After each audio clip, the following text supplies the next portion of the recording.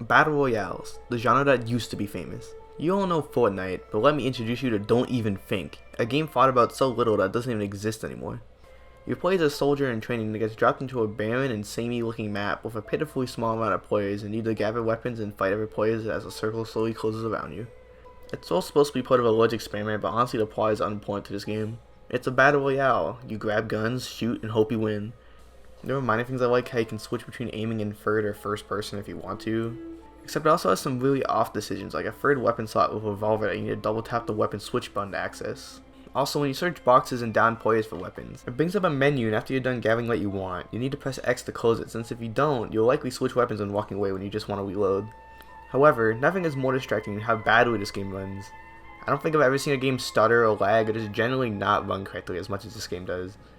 It makes the already awful gunplay turn to near impossible as you witness several shots just refuse to register, leading to your inevitable death.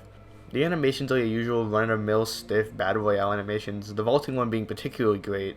This game tries to introduce a coldness meter as a type of protection against the circle, where you gather food to eat to get warmer, but the circle moves so fast and does so much damage it's honestly pointless to even try, since you'll likely not even have enough food when you even need it. You can light a fire to get warm also, but essentially acts as a giant beacon to show players where you are, so it has even less of a purpose. This game's huge gimmick that's trying to use to sell itself is that you not only have to fight to survive against other players, but you also have to fight against monsters. So when you're walking around fighting no one else 60% of the time, since there's so little players on the map anyway, you will occasionally see a giant monster just approach you from behind and kill you extremely quickly. The monster has a huge health bar and shield, so it takes several clips to kill, although you'll have absolutely no chance to even think of killing it. The game tries to balance this by forcing you play in a group of 3, and you better hope that every player on your team is amazing or you don't get ambushed by more than one monster, otherwise you'll have no chance. It is so badly balanced that you'll be lucky if even one match is won by someone who isn't the monster. You can find silver bullets using the revolver you were given, which is supposed to be effective against the monster, but they're extremely rare and unreliable. The only one I ever saw won by a human was only possible since the person literally hit in a spot that was impossible to get attacked.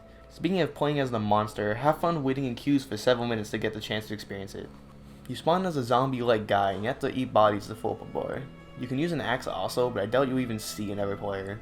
You end up just wandering around eating the ones the game set up, and once the bar is filled, have fun playing God mode. Run around as 11 players and now your personal punching bag. And if you team up with another monster, whole groups become completely helpless, relying on running away to have any chance of survival.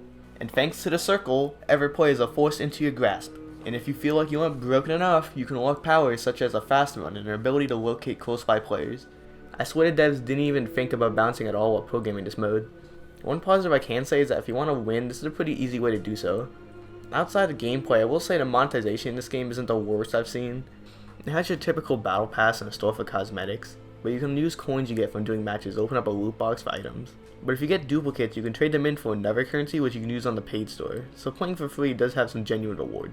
At the end of the day, it's a Z-tier battle royale on the PlayStation 4 that tries way too hard to be different while also playing it painfully safe, which just leads to a horrible player experience due to horrible balancing and performance issues. You can't play this game anymore due to the servers being down, but even if you could, just don't even think about it.